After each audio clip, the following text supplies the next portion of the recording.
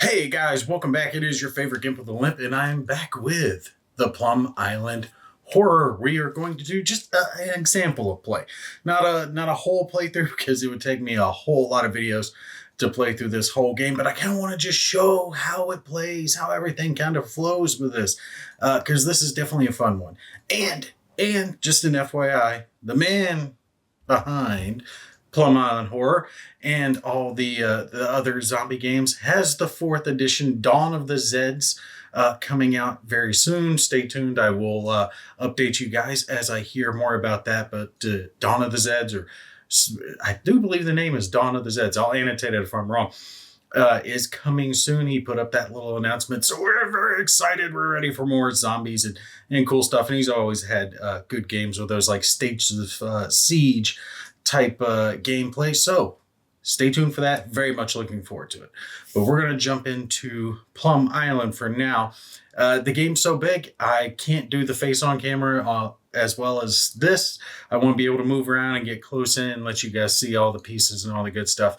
So we're going to just stay with the one camera for this one. Now, like I said, I am doing two factions. I am doing the Plum Island Constabulary, the police, and the National Guard, because they're as close to the militaries that are in this game. One of the things I think I'm kind of burning myself by picking this faction to go with, though, because the National Guard have some kind of quirks to them. Most of them don't start on the board. They come in, which kind of makes sense because the military is not there. They're coming in. They're reinforcing who's already there. So as you see, this one, and this one all say game entry, and they can enter at certain spots. The cool part is the commando guy up here, Special Forces, he can enter anywhere. So he can be like, no, I want to go there. No, I want to go here. Anywhere on the board he wants to go, that's where he's going to go. That's freaking awesome. The rest of them, we do have the police. They are already spread across the board, and they have a special quirk as well. They have the paddy wagon. They have their police cruiser as their compound, and it's got its little stats right now. Right? Does it show stats? Yeah, on the back of it. Well, let's show it. There we go. There are the stats for it. But the general gist is that this unit, this compound gets to move. That's special. None of the other compounds move. When they get planted, wherever they're going to be planted across the map, they stay. The police do have the paddy wagon, though, and it gets to move. Like I said, the rest of their units are already spread across the map. I really like the dog here, Chase. Freaking awesome little mutt. I'm going to be using him a lot, I do believe. So just to show you, we've got our SWAT guy. He is starting over here in 3G. He has Chase with him. He is also going to be in 3G. So they're roughly right there in the center of the map. Over here, we have, who is this? Friday? What's his name? Friday's patrol officer. He is over here at 6E, and he has the only National Guard guy that starts on the map with him, plus the air hog. Now, these things aren't supposed to go in these little clips, but I put them on it. That way they kind of stand out on the map.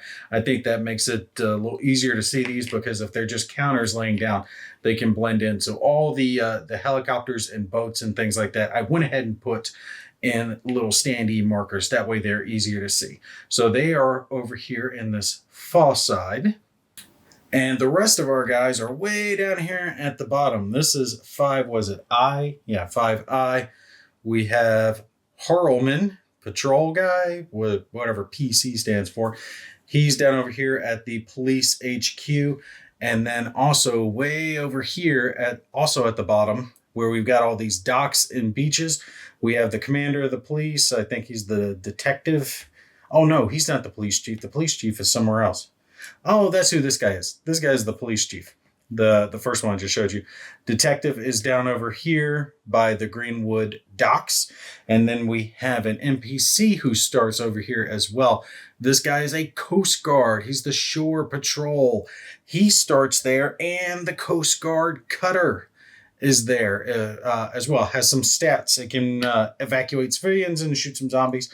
And then we've got 2 helicopters over here. The Air Med and the Coast Guard cutter are all in this section. So we got a lot going on down south here with all these different units. And then some here in the center, but after that, my board's rather empty. This is why I think this game would play a little easier as four-handed, right? Playing four factions by myself, because the board would be covered in a lot more units. As it is, I'm only starting with one faction really on the board, with the other one having to come onto the board. We'll see how it plays out with this round that we're going to play, though. And to show you guys kind of a quick overview of the rest of the board, remember up here's north, this is the top, this is where all the murders are going to start. The murders of horrors are going to be pouring down. The one that I had come down is over here on the first track. It went ahead and took out some civilians, and then we're going to be drawing for the rest of them. All these little round blue and white counters that you see spread across the map are the civilians. These are the ones that we are trying to rescue. The green kind of just grass looking squares are kind of just open areas. And then the areas that you see that have stuff in them are buildings or hospitals or police departments or the power station like here. That's going to be one of my first goals. Try to get that up and running, because you get 5 supplies for every faction when you get that power station up and running again. So definitely going to target there. But remember, our goal is to pull these civilians out, get them evacuated, and keep the murders kind of up here. Try to keep them from coming down here and destroying our means of egress, our evacuation points. All right, so let's not dally any longer. I have my little baggie here. It's got all of our counters in here ready to go. So remember, there's going to be 8 in here no matter what. 4 enemy faction, so 3 of the fate cards, 1 event card, and then 4 of the faction cards. In this case, I have 2 police and 2 National Guard counters. They got a little bag, so I can't cheat it. Let's just... they're down here in the corner. I can't get them. And what do we get? What is this? This fate card? Yes, it's fate. No, we start off with the bad guys. All right, so when we draw a fate card, draw a fate token rather, that means we have to draw a fate card. So we flip over our card, and of course it's going to be spawn track 1. That's fine, that's not a big deal. Track 1 is right here, but we are going to activate track 6, and they move depending on how many of these tokens, how many of these murders are in the stack. I think it's 1 to 3. Is 3 spaces. Hold on, I gotta check. Yes, 1 to 3 tiles is 3, 4 to 6 is 2, and 7 or more is 1. So all of these guys are going to be moving 2 spaces because they all start with 4. Okay, so the first thing being our spawn, we have to spawn the murders. I have to put 3 of these tokens down over there on track 1. And you're going, okay, well, how do you know it's 3? Well, that is going to be according to our biohazard track. Remember, I showed you that. I'll put a picture of it on the screen right now so you can see. But if you were in that 0 to 8 range, you're going to spawn 3. If you were in that higher range, then it's going to be 4. So we'll throw 3 more tokens down over there. And now we have to activate 6, and there's no event or anything else that we have to worry about. But if we needed a fate number, it would be 6. All right, so I pan the camera over here so you guys could see track 6. Track 6 is the one that we got to activate, and these guys have to go 2 spaces.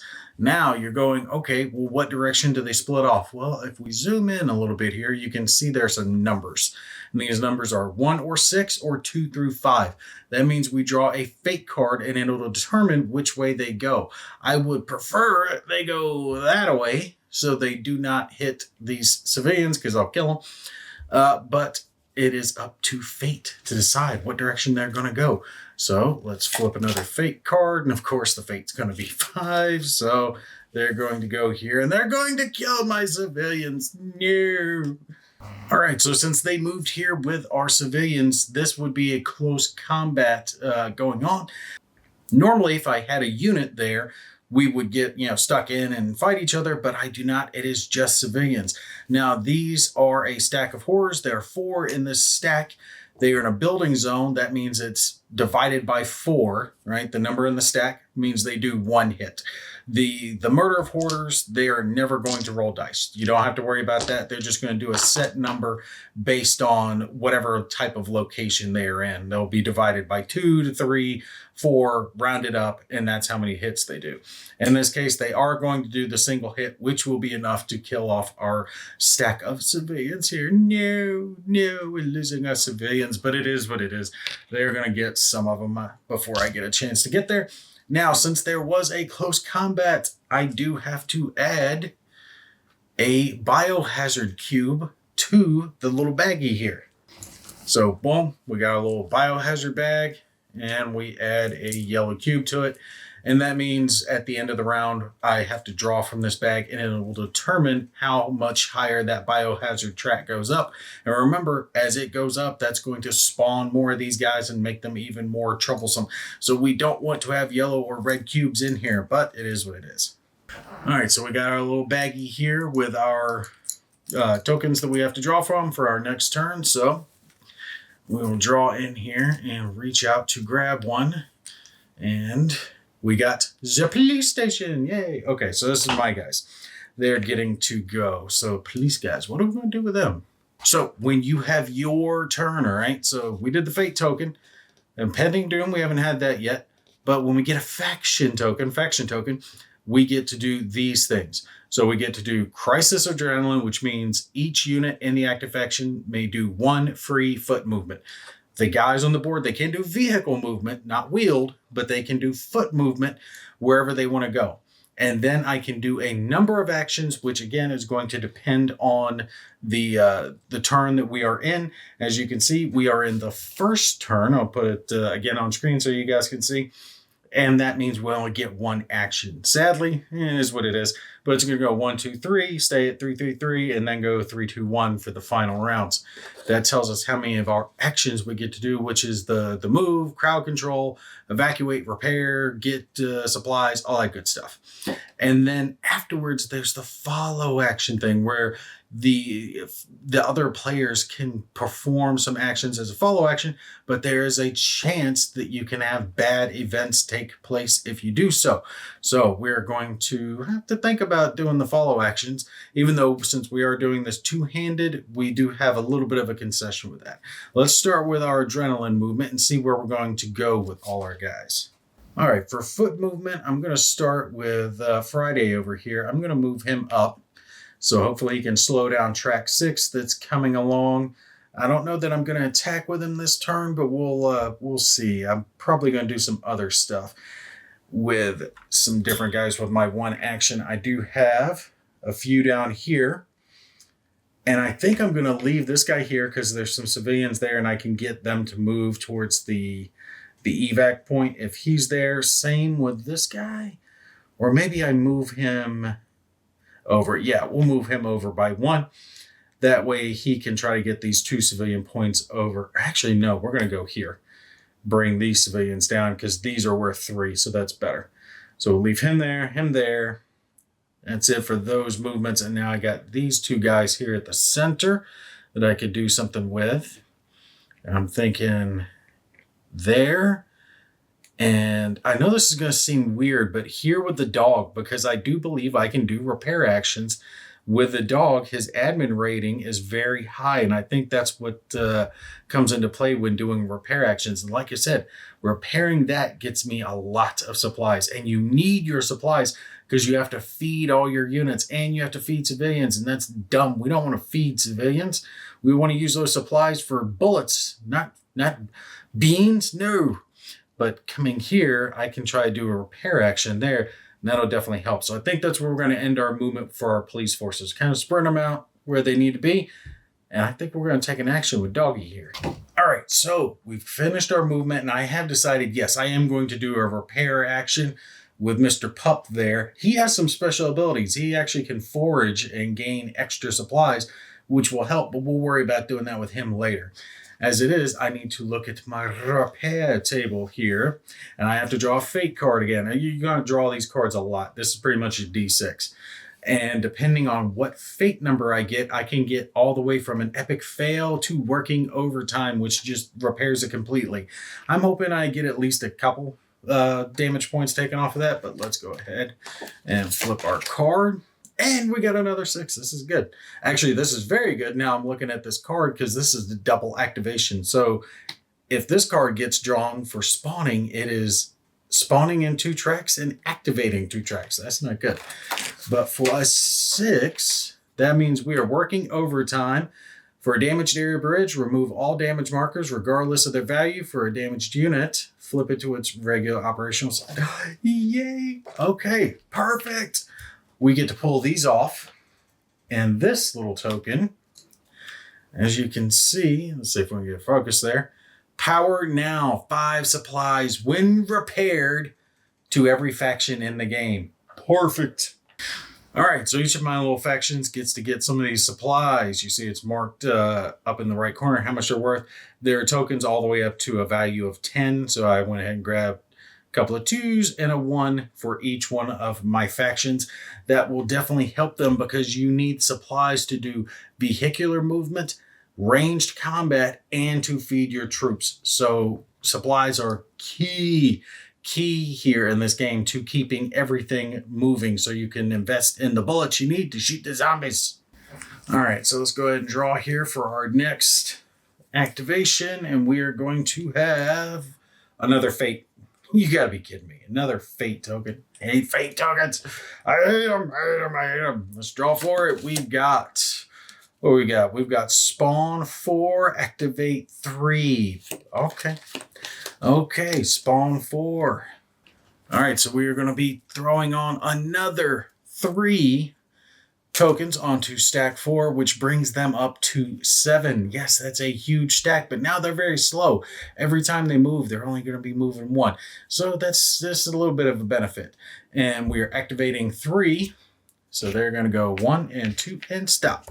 And this is actually good for me because zombies, when they hit broken bridges, these bridges here are both broken, they will effectively just run across those bridges and they will take losses to fill it. So think about the zombie movies you see where they just fall over, like what's that dumb Brad Pitt movie? Shit, can't remember the name of it, but how they're using the bodies to like climb over things. These murders will do the same thing. So they will effectively take hits against them for every damage point that a bridge has until they fill it. And then if there are any stacks left, they will continue on. So in a way, they'll do good for me by repairing these bridges, but I really don't want the bridges repaired because it slows them down. So now that I think about it, it's not helping me too much, but at least it'll slow them down before they get to these civilians that I would like to try to get evacuated. Oh, and I just realized I forgot to do my follow actions for the other faction, for the National Guard. But you know what? They're not on the board yet anyway, really that much. So I'm not going to horribly worry about it. But make sure you don't forget your follow actions like I did there. Oh, that was bad. That was on me. But here's the thing. When you are doing a follow action as a 2-player game like I am doing here, when you perform the follow actions, you do have to draw to see for fate cards to see if there's going to be an event. If you have an event in a normal 4-handed game, that stops the follow actions. Whereas in a 2-player game, you can take up to 2 follow actions, no matter if you draw an event card or not. So it does give you that extra action economy that you do need. All right, let's draw again. We'll make sure not to forget this time. And we got another damn fake token. All right, well, no problem. That is the last of the fate tokens, so I know for a fact I get to finish this one out. And that's something some people have dinged the game for, and I think that's just this luck of the dice. That's how it's going to go. The game can punish you sometimes. Like, say, for example, that a round ended with fate, all fate tokens, and then the next round began with fate, you just happen to draw them, you can end up having like 6 rounds. Or if you have the doom token as well, you can have a lot of rounds go by where you're just getting hit. I think that's just the nature of the beast. I think that's one of the things that works to the nature of the game. You want that random, you want that chaotic factor. It's a game about zombies, right? So sometimes the dice gods are just going to be against you, right? And it's just how it is. I personally like it, but some people have dinged it. They can feel a little unfair that the drawback can punish you sometimes. But hey, it is what it is. So let's go ahead and draw our next. Oh, not good. Well, that's not bad. It's not horrible. We are spawning in tracks 5 and 6, and we are activating track number 4. All right, no problem. All right. Spawning in track 5, spawning again in track 6. At least we're still just spawning. Oh God, these things. Look, it's a whole just stack. 2 doom stacks right here. Both of these are 7+. And we are activating track number 4, and they only get to go the 1 because they are 7 or more. Perfect. Well, at least they're relatively slow. But we've got a whole lot over here on the right side of the board, as this is north. So I'm gonna have to put some hurt over here, try to slow these things down.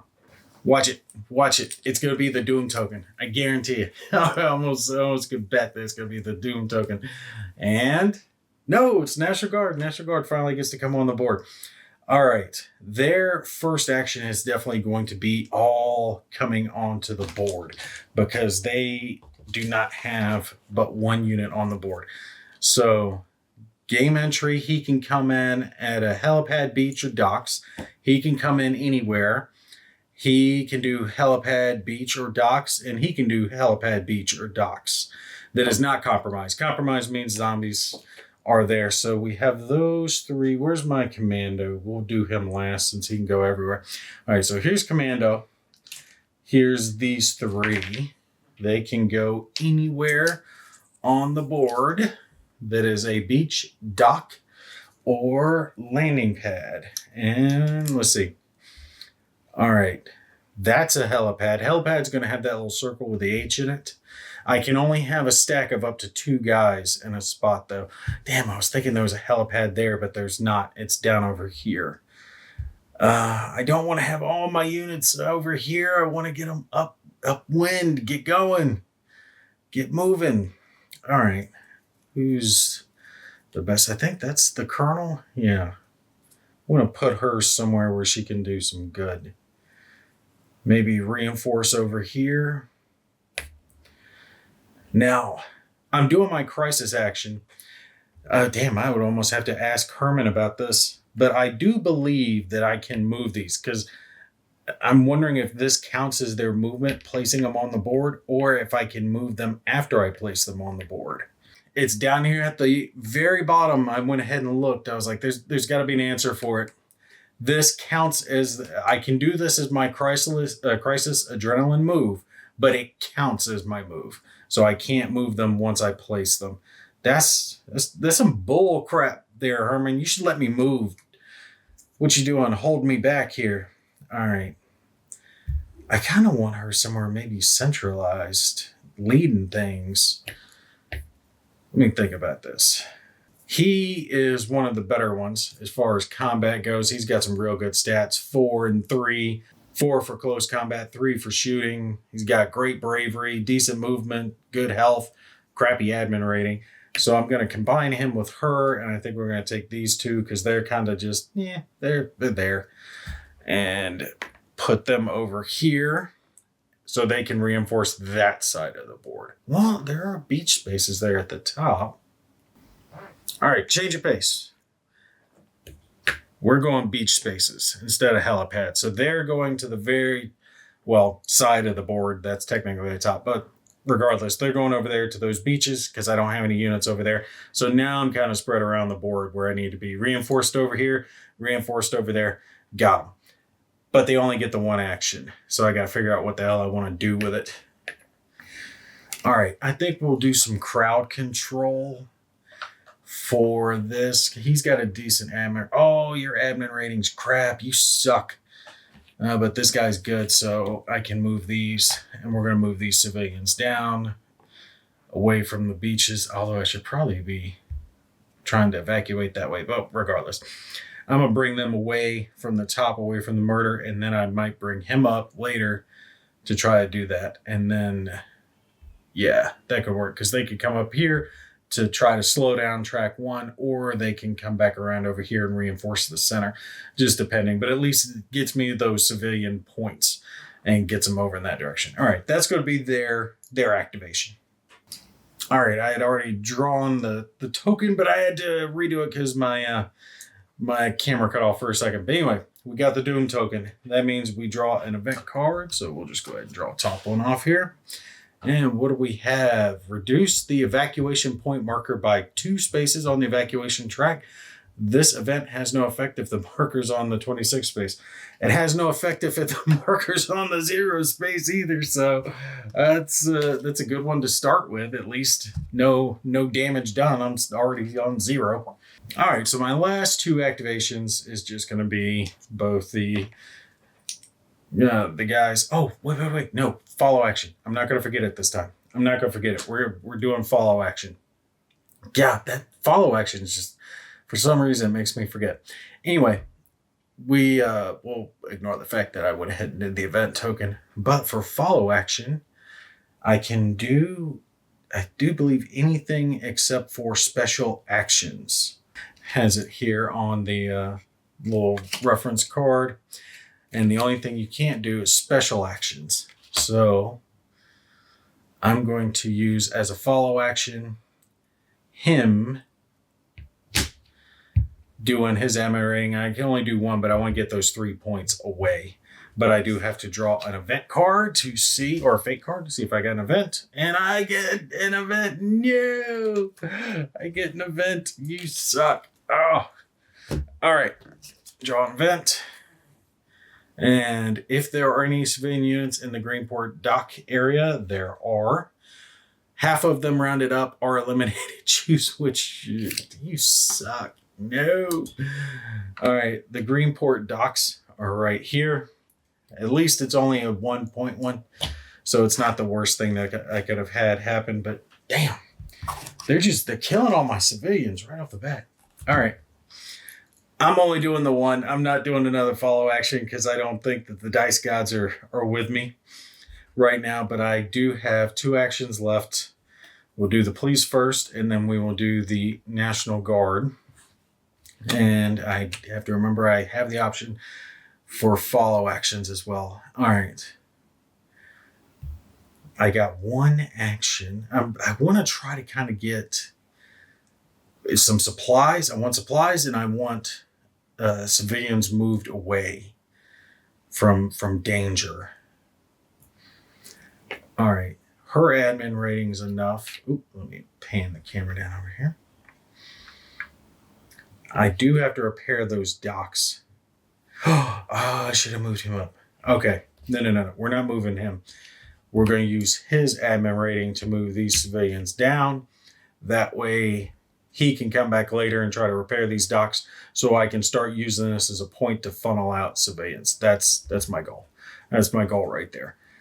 And that's my 1 action, sadly enough. Same thing. The National Guard gets to conduct a follow-on. They get to conduct a follow-on if I want them to, up to 2 of them. But I have to draw fake cards, and I don't want more events. All right. I got to move some of these guys. All right. 1 follow-on action. Who am I wanting to do something with? I want to get these guys somewhere. I can't get across over there. I can go up that way. Move points 2, move points 3. But his admin rating sucks. He can get those civilians. So maybe bring them over here towards the beaches. Although I think, bring some, because there are beaches right here. I do believe some boats, not all boats, but some boats can come over here and do some evacuations from there. And there's a helipad there. I want to repair this great bridge. See right here? So we are going to move him down in that direction. That's going to be his follow-on. And no event. Okay, perfect. And I'll tell you what, I'm going to do a second follow-on. I'm going to have him attempt to do a repair action. Let me make sure. Yep, I can do that as a follow-on. He's going to attempt a repair action, which means I have to draw a fate card to see what number I get. No, I got a 1. 1 means it's a critical failure. I have to add a point of damage. Oh, you moron. You complete moron. Now it's 3 points worth of damage. And now I have to draw a fate card. And I got draw event.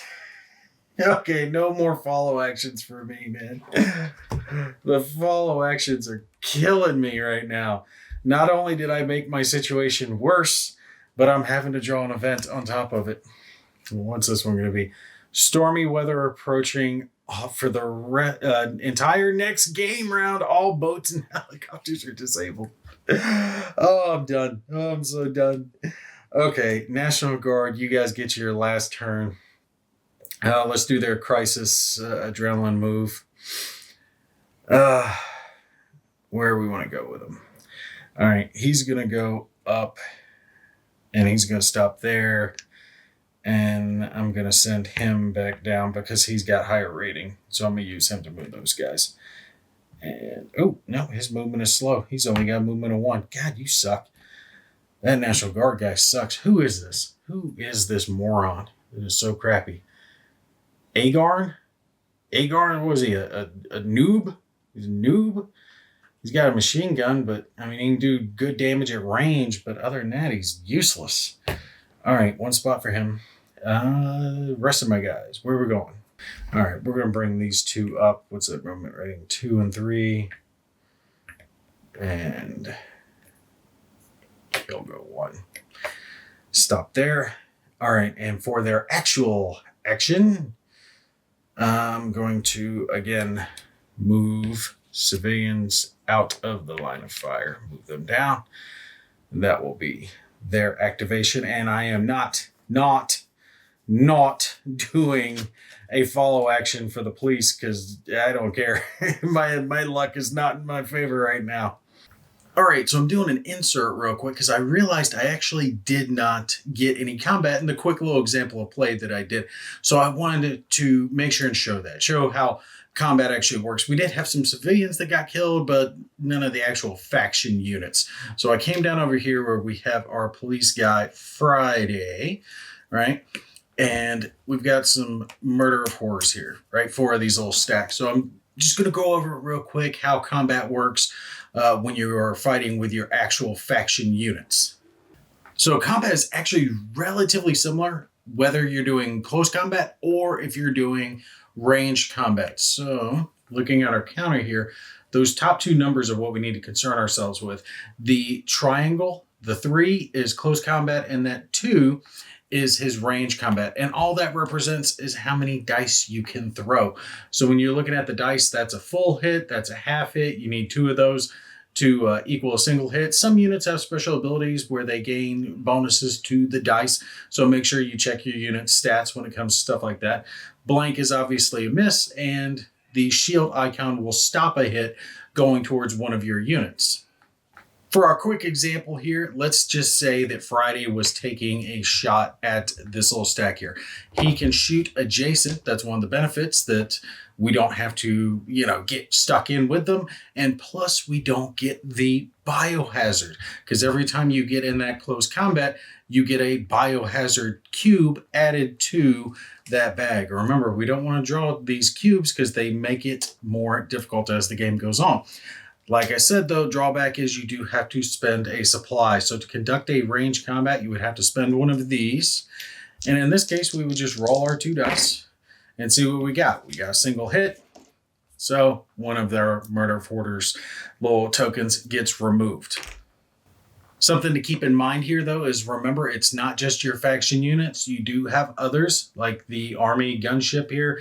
He is awesome. He gets to roll 3 dice at range. So you have those, plus you have some of the boats as well that have ranged abilities. They will never get in close combat, but they can fire at range. Again, you still got to spend the supply point. And it's kind of like an extra bonus, extra unit on the board that can't be attacked by zombies. But their movement is kind of limited because they can only go to certain squares on the board. But they can be very, very, very useful. So that's our example of range combat, close combat, same thing. Say the zombies moved in here. And actually, I'm going to add this stack back for ease of math. This little one here. So we've got 4.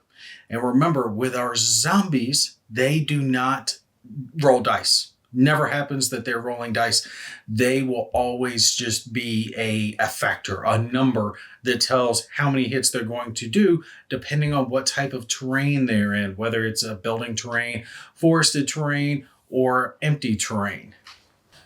And our Murder Horrors hits potential is listed down on one of the player aids, but it's the NPC player aid. I would have liked to have seen it on something different, but at least it's there and it's fine. So this tells you how many hits they're going to do depending on what type of terrain. So 1/2, 1/3, or 1/4, and it's always going to be rounded up. So on this little combat, he would have 3 dice instead of the 2 that he had before. You can still roll your dice.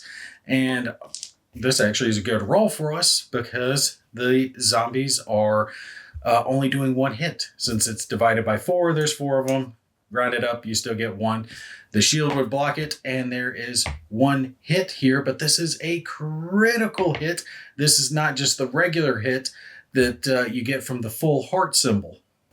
And what this does is it allows you to get an extra roll. So let's just say it was that. We'll roll again. Boom, we got an extra shield, so it doesn't affect combat. And this would result in another piece, another little zombie being knocked out. So good combat for Friday. He's done well against the zombie horrors.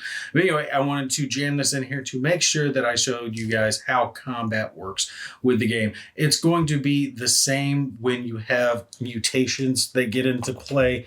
Some of them do have special abilities, so you got to make sure you pay attention to that. But these guys work like your units. So if these take hits, that's when you're going to mark that down with things like the little black cubes here to keep track of how many hits that a faction unit has received. Same with the mutations. You would mark them down with black cubes as well. Or you can put these on the player aid. If you have that over to the side, you don't have to pick it up like I do for filming. You can put that on the player aid to keep track of their health as well. All right, so that would be the end of the actual round. And just to let you guys know what happens next, and this is after all the activities. So all the tokens are drawn for all the different factions, the fates, the doom token, all good stuff. We go to our end phase. We replenish locations. I don't have to replenish any locations because I didn't forage for supplies or use any of their icons. But when you do use the icons and like you forage or you do other things that you see all for these little icons on the board, like decontaminate and the like, that will exhaust a location, and you can only do that action so many times, right? So you can't just stand on a good location and keep the biohazard level down. You do have to kind of, move around, get things done. And that's when all those places get unexhausted. But I do believe that is the night round only. Mutation regeneration, special enemies will regenerate, ones like these. And then we have to do our biohazard step. So that is where we take our little bag and all those little cubes we've been adding to it throughout the course of the game. You reach in, you draw one out. We got a green one, so we don't have to worry about it. That's no effect. But if it were yellow or red, it would add to the biohazard level. Bad. Refill the turn order bag, so all those tokens we drew out, and then we advance the game turn marker. So that's the basic gist of how the game's going to play. You see that the top up here, this spawn track is your mortal enemy. It's going to fill rapidly, and they are just going to rain down across the board. So it is your duty to get all these little blue and white tokens and shove them to the sides and down away from the enemy, because you got to hit that point level with the civilians. You can't just run out, right? All the special people, the police, the military, the other NPCs, the lab techs, all that crap, they can't run away, leave the civilians to die. It's their duty to stand and fight and hold off the enemy forces, the zombie forces. So the civilians are kind of that unofficial ticking clock on you that you can't just hang back and do other things and get a bunch of supplies and whatnot and then come up, because by the time you do that, all these civilians up here will have been taken out by the zombies.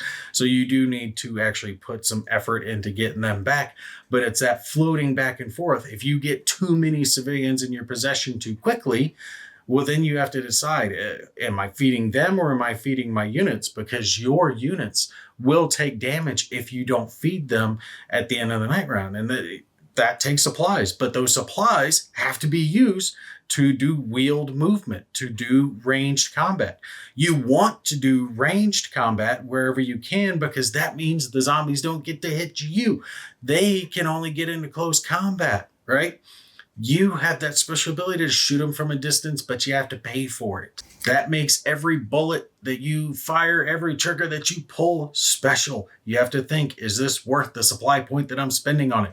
Now, there are times, though, where civilians get to defend themselves. There are events and search cards that will give you tokens like Molotovs and pistols that civilians can actually pick up, and they can become armed civilians and actually fight back a little bit against these zombies that are coming in. They're not going to win all that often, but there still is that chance that, hey, they can actually hook and jab and defend themselves a little bit. But anyway, this is just a relatively quick highlight of Plum Island Horror, how it plays. You did see that I forgot my follow action once earlier in the game. Make sure that you don't do that, but the times that I did remember it, I was punished severely for it by having to draw all those events that took down my helicopters and boats and everything else. So that kind of sucked. But this game really at its core, it's all about that action economy, floating your resources versus what the greatest threat is at the time, and, making those smart decisions.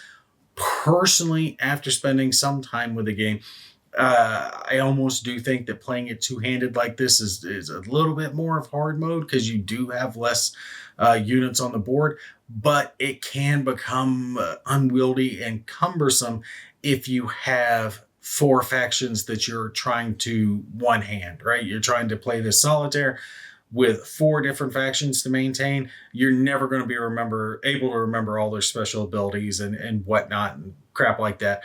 So I really think that the sweet spot is the 2-player thing when you are playing it solitaire. But all right, that's going to be it for me. I hope you guys did enjoy this playthrough. Stay tuned. I am going to have some coverage coming up of some really cool games, especially The Fate of All. It's getting ready to take the spot here. So you guys stay tuned for that one. Anyway, that's going to be it for me. Y'all take care. I'll catch you in the next one.